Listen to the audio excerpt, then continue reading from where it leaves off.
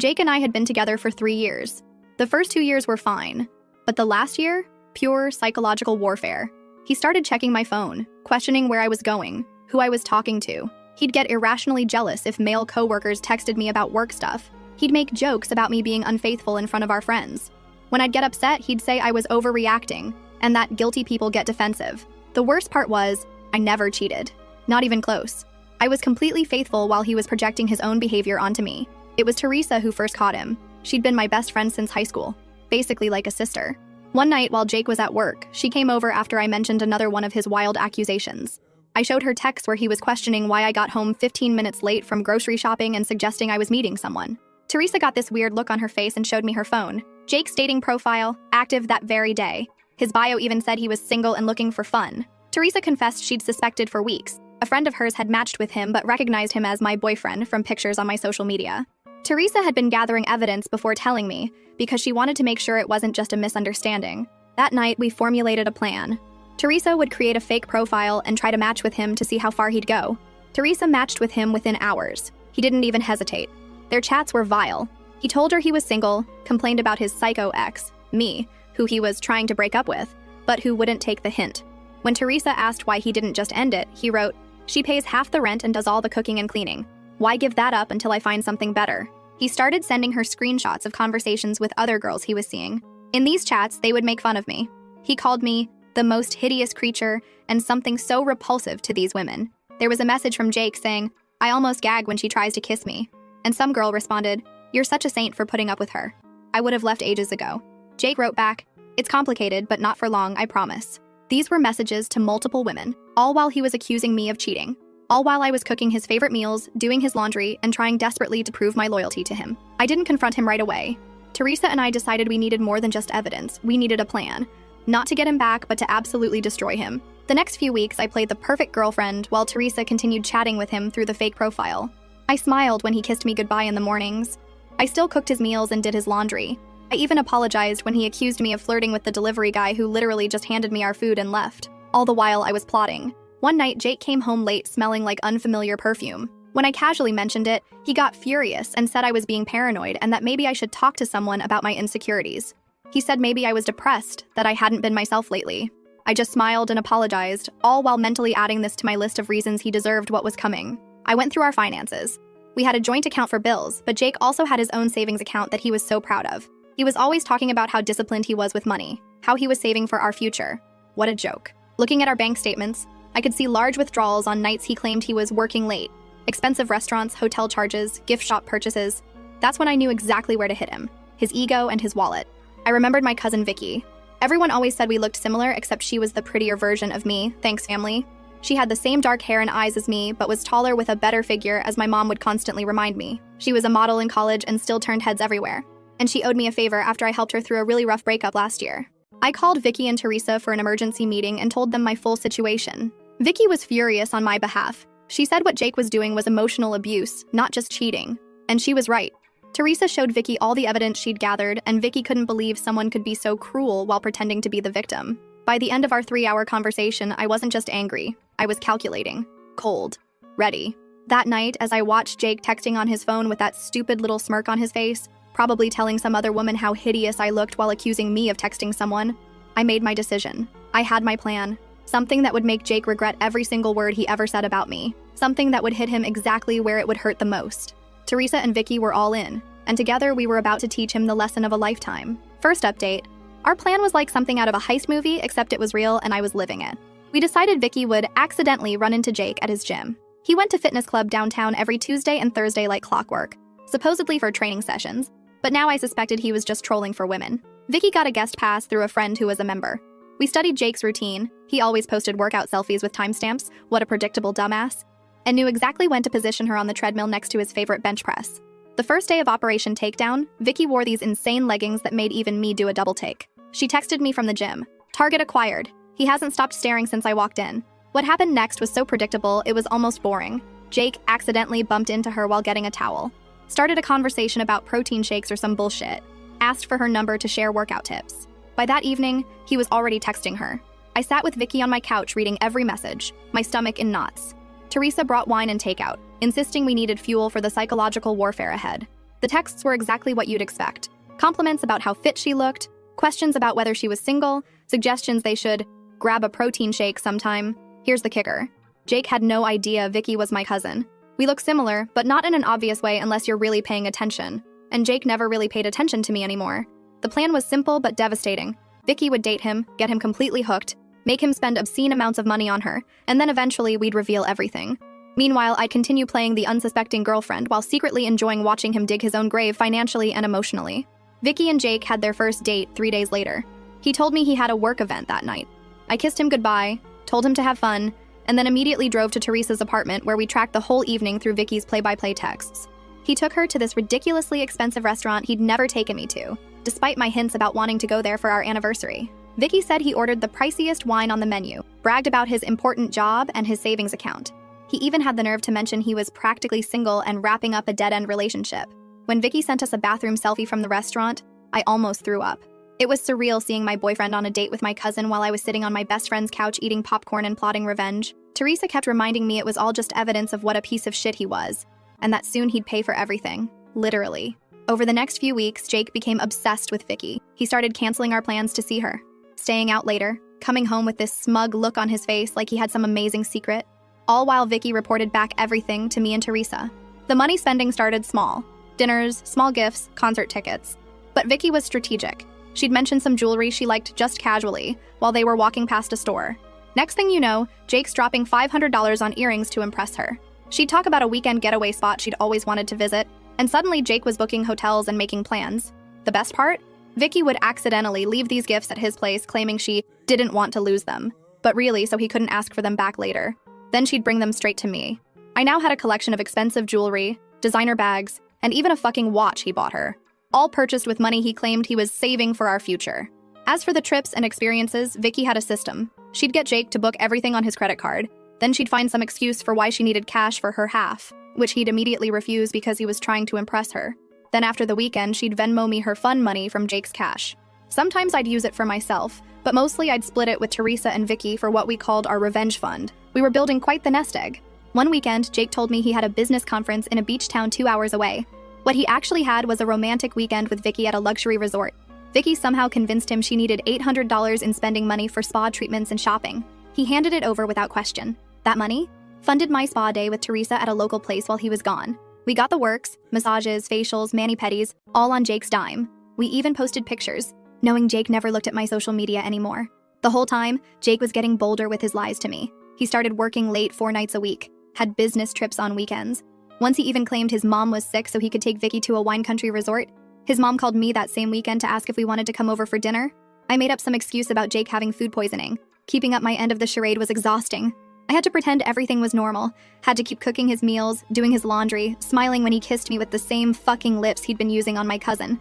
Things got more complicated when Jake started telling Vicky about his horrible girlfriend, meaning me. Vicky would record their conversations, legal in our state with one-party consent, and send them to me. Hearing him call me desperate and clingy and totally oblivious made me want to burn his entire life to the ground.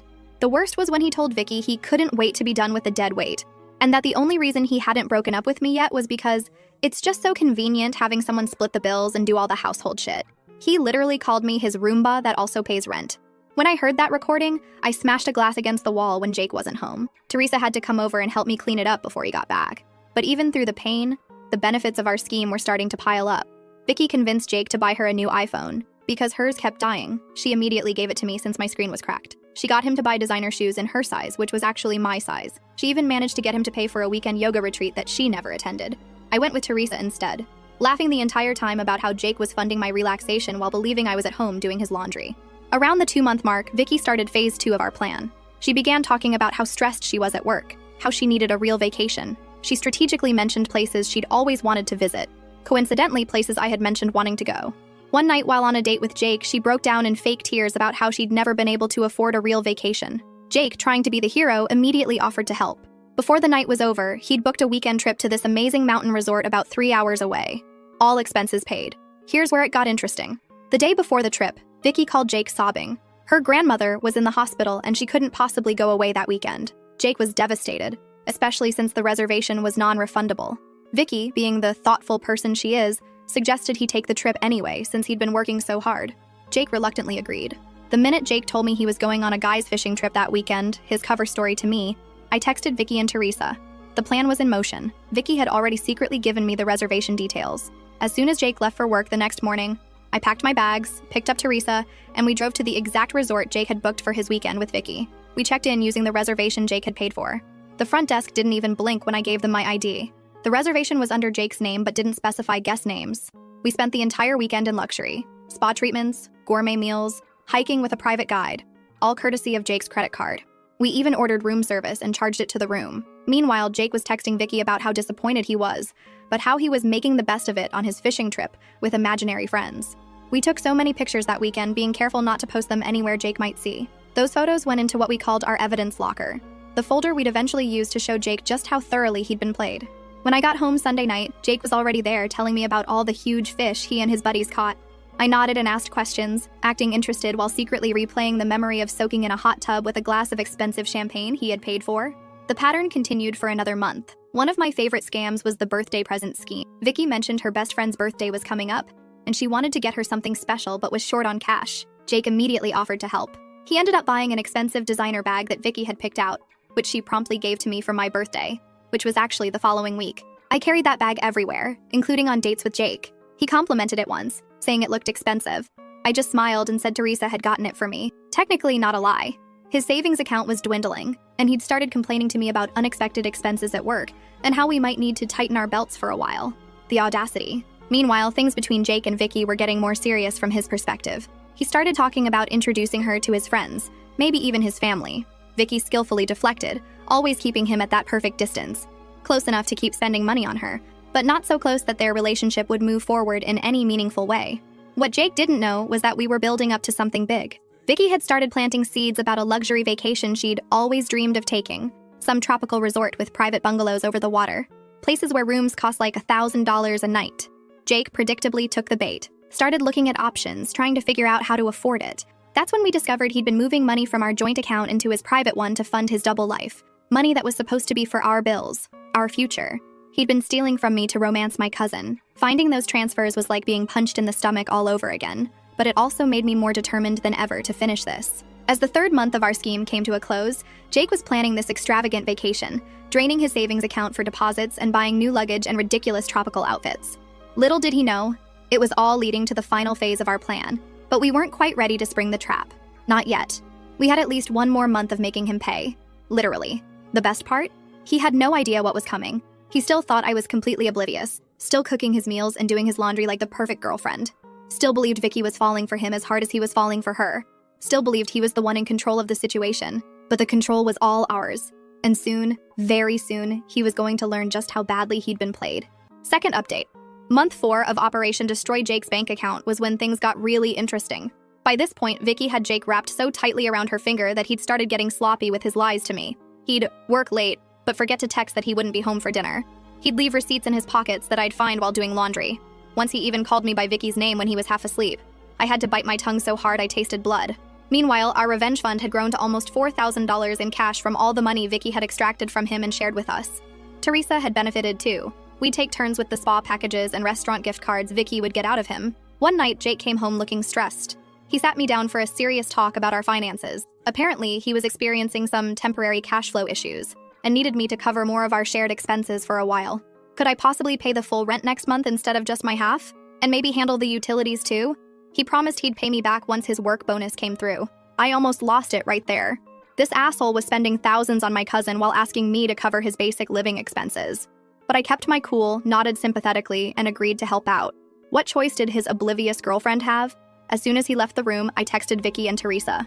Phase. Escalation starts now. The next day, Vicky called Jake in tears. Her car had broken down and she needed $600 for repairs ASAP. Jake, despite having just told me he was broke, somehow found the money within hours. Vicky took the cash, thanked him profusely, and then split it with me and Teresa. We went shopping while her perfectly functional car sat in my apartment complex's guest parking. But the real goldmine was the tropical vacation planning. Vicky had convinced Jake to book this ridiculously expensive resort in Bora Bora. Jake was struggling to come up with the money, but Vicky kept sending him pictures of the place, talking about how it would be the most romantic week of their lives. I watched from the shadows as Jake started selling things to fund this trip. His prized vintage guitar collection that he'd never let me even touch sold on eBay. The expensive watch his grandfather left him? Pawned. His crypto investments he was so proud of? Liquidated at a loss.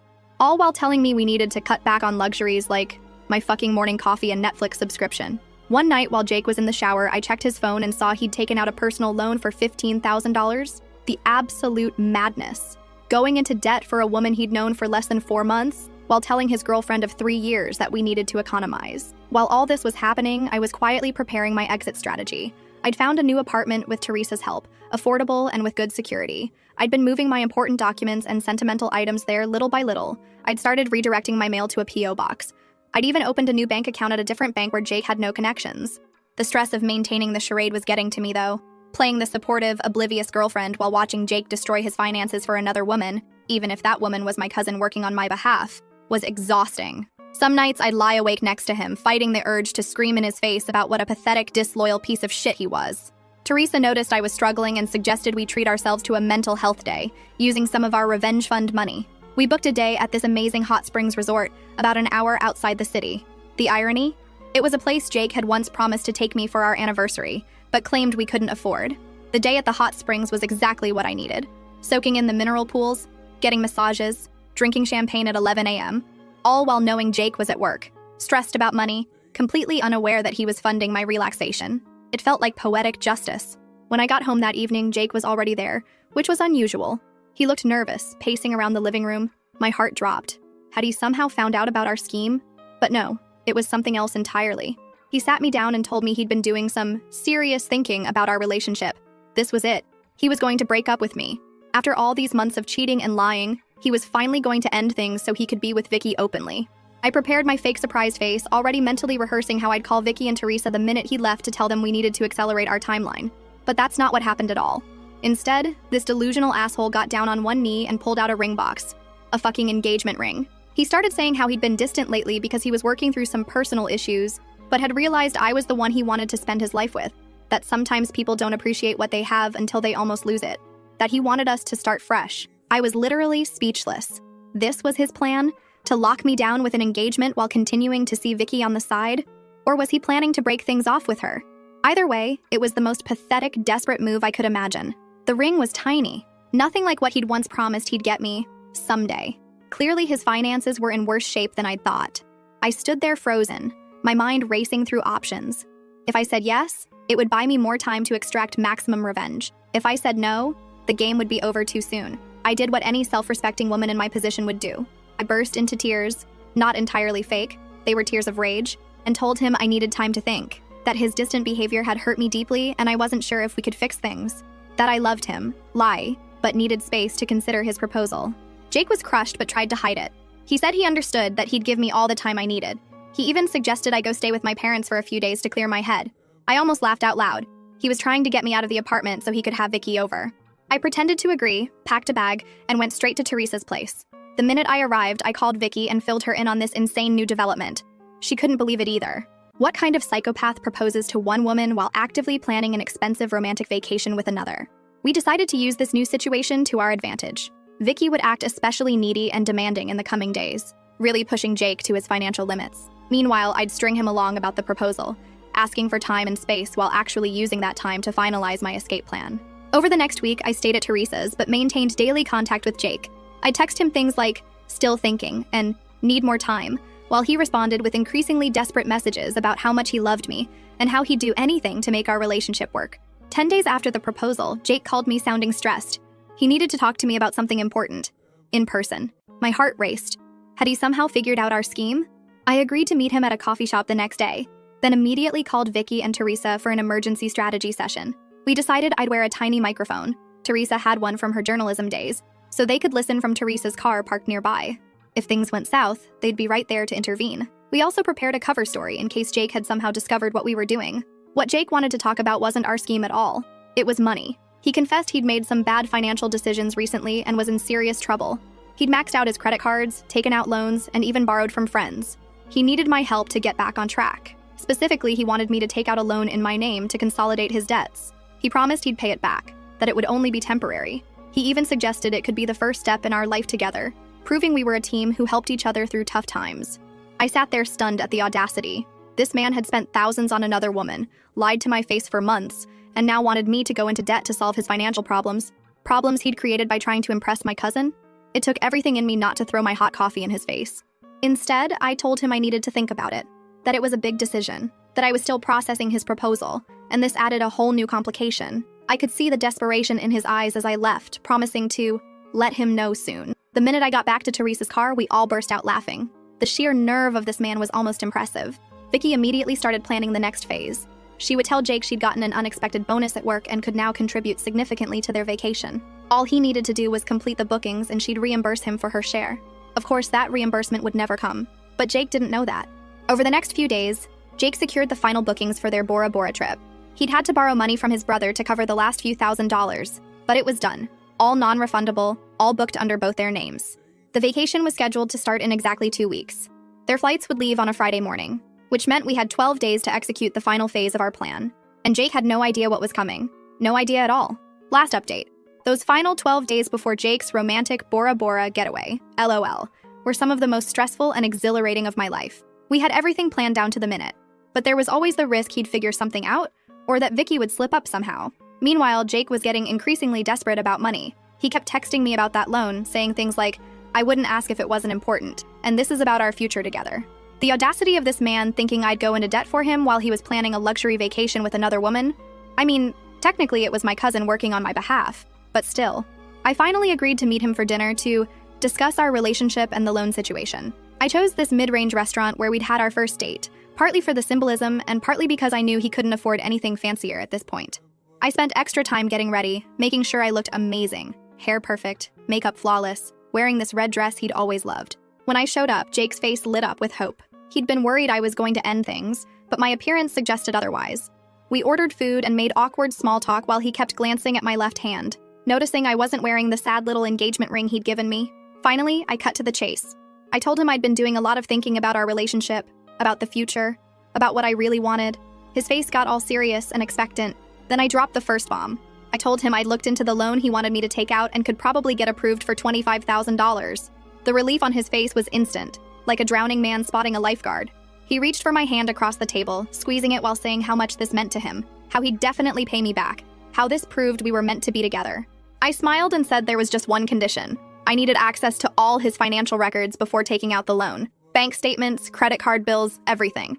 Just so I could understand exactly what I was getting into. His face froze. I kept my expression innocent, like this was a perfectly reasonable request from someone about to take on their partner's debt. He stammered something about how that wasn't necessary, that he'd handle all the repayments, that I shouldn't worry my pretty head about the details. I insisted, saying this was non-negotiable, that if we were going to build a life together, there needed to be complete transparency. Jake looked like he was going to be sick. He excused himself to the bathroom, taking his phone with him. When Jake returned to the table, he had composed himself. He agreed to show me his financial records soon, but said right now the most important thing was processing the loan application because he had some urgent deadlines. I nodded sympathetically while mentally adding this to the mountain of evidence of what a manipulative ass he was. I told him I'd go to the bank on Monday, this was Friday evening, to start the application process. His relief was palpable. Little did he know I had zero intention of getting him a penny. Over the weekend, Jake was extra attentive and loving, bringing me coffee in bed, suggesting we watch my favorite movies, even cleaning the apartment without being asked. All while texting Vicky constantly about their upcoming trip, which was now just 9 days away. Monday morning came, and I told Jake I had an appointment at the bank. I dressed in my most professional outfit and left the apartment while he wished me luck. Where I actually went was to meet Teresa and Vicky at our new favorite coffee shop to finalize the details of our plan. When I got home that evening, Jake was waiting expectantly. I told him the bank needed more time to review my application, but that things looked positive. He tried to hide his disappointment and stress, but I could see his hands shaking slightly as he hugged me. 4 days before the trip, Vicky played her MasterCard. She called Jake crying, saying her grandmother had just been hospitalized and she might need to fly home to see her instead of going to Bora Bora. Jake panicked, started offering solutions. Could they postpone the trip? No, non-refundable. Could her grandmother wait? She was shocked he would suggest that. What if he went with her to see grandmother instead? No, family only during health crises. After letting him stew for 24 hours, Vicky called back with good news. Grandmother was stable and the doctor said there was no need for immediate concern. The Bora Bora trip could proceed as planned. Jake was so relieved he actually sent her flowers as a feel-better gift for grandmother. Flowers that were delivered to my new apartment, where Vicky was actually staying half the time now as we prepared for the final phase. 2 days before the trip, Jake was a complete mess. The bank, aka me, still hadn't approved the loan he desperately needed. He was trying to pack for Bora Bora while hiding his suitcase in the closet whenever I was home. He was juggling texts between me and Vicky, trying to keep both relationships afloat. It was almost sad how pathetic he'd become. Almost. The night before the big trip, I told Jake I needed to talk to him about something important. His face went pale. He probably thought it was about the engagement or the loan. Instead, I told him I was going to stay with Teresa for a few days because I needed space to think about our future. His relief was visible. This solved his problem of how to leave for the airport without me asking questions. What Jake didn't know was that while he was at work the previous day, I'd already moved most of my remaining belongings to my new apartment. All that was left were some clothes and toiletries I could easily fit in one suitcase, which I packed while he was in the shower. As I was about to leave, Jake hugged me tightly and said he hoped I'd have an answer about our future when he got back from his business trip on Sunday. The fact that he could lie to my face so convincingly after 3 years together still astounded me. The moment I closed the apartment door, our final countdown began. Operation Complete Destruction was officially underway. I went straight to Teresa's place where Vicky was waiting. We ordered pizza, opened champagne, and went over our plan one last time. Tomorrow morning, Jake would head to the airport thinking he was about to have the romantic getaway of a lifetime with his gorgeous secret girlfriend. Instead, he was about to have the worst day of his life. We barely slept that night, too wired with anticipation. At 6 a.m., Vicky texted Jake, "Good morning, so excited for today. Can't wait to see you at the airport." Jake responded immediately, "Just finishing packing. See you at Terminal 3 at 8:30. Can't believe we're finally doing this." At 7 a.m., we watched through the apartment building's security app as Jake left with his suitcase, looking happier than I'd seen him in months. The minute his car pulled away, Teresa, Vicky, and I got into Teresa's car and headed to the airport ourselves. Not to fly anywhere, just to witness what was about to unfold. We arrived at Terminal 3 around 8:15 and positioned ourselves at a cafe with a perfect view of the check-in counters. Jake arrived at 8:25, looking around eagerly for Vicky. He checked his phone, texted her, then went to stand in the check-in line for his flight. At exactly 8:45, when Jake would be approaching the counter, Vicky sent him the message we'd carefully crafted the night before. It was a selfie of me, Vicky, and Teresa together, all smiling widely with middle fingers up. Beneath it, Vicky wrote, "Surprise, asshole. Hope you enjoy your $17,000 vacation for one. Your girlfriend knows everything." We watched from our hiding spot as Jake received the message. He froze in the middle of the check-in line, staring at his phone. His face went from confusion to shock to horror in seconds. He looked around wildly as if expecting to see us. Tried calling Vicky immediately, straight to voicemail because she'd blocked his number. Tried calling me, same result. Jake stepped out of the line, still staring at his phone in disbelief. He slumped onto a nearby bench, frantically typing, probably sending desperate messages that would never be delivered. We watched this go on for almost 20 minutes before he finally got up and walked zombie-like toward the exit, dragging his suitcase behind him. Jake spent the entire day calling us from different numbers, leaving increasingly desperate voicemails. We ignored them all, focusing instead on phase 2 of our final plan. I'd also left a carefully worded letter on the kitchen table outlining exactly what we knew, along with printed copies of some of his worst messages about me, including the ones where he called me the most hideous thing and his Roomba that also pays rent. The letter explained that if he contacted me or Vicky again with any threats or harassment, the entire evidence folder would be sent to his parents, his boss, and posted publicly. Was all of this strictly necessary? Probably not. Was it deliciously satisfying after months of his psychological abuse and cheating? Absolutely. That evening, Jake showed up at the apartment to find he couldn't get in. The security camera caught his meltdown in the hallway as he realized just how thoroughly he'd been played. Over the next few days, Jake cycled through every emotion possible. He sent emails begging for forgiveness, then angry ones calling us crazy bitches, then pitiful ones about how he'd lose his job if he couldn't repay his debts. Exactly 1 week after the airport incident, we executed the final part of our plan. Vicky, Teresa, and I booked ourselves into a gorgeous local spa resort for the weekend, paid for with the last of our fund money. While soaking in hot tubs and getting massages, we each posted a single photo to our social media accounts. Predictably, this triggered another round of desperate messages from Jake, now using his brother's phone since we'd blocked all his numbers. He couldn't understand how we could be so cruel and heartless. He claimed what he'd done wasn't that bad compared to how we'd destroyed his life. The lack of self-awareness was truly spectacular. In the months since then, Jake has tried various tactics to contact me. He even sent a letter to my parents' house. They forwarded it to me unopened. What he hasn't done is repay any of the money he took from our joint account, or explain to his family and friends why he suddenly had to move back in with his parents at 30. As for the financial aftermath, Jake is apparently working 2 jobs trying to pay off his debts. The vacation packages, flights, and hotel reservations were all non-refundable, just as Vicky had insisted when booking. His credit score is destroyed. His savings are gone. Meanwhile, I'm thriving in my new apartment. I've been promoted at work.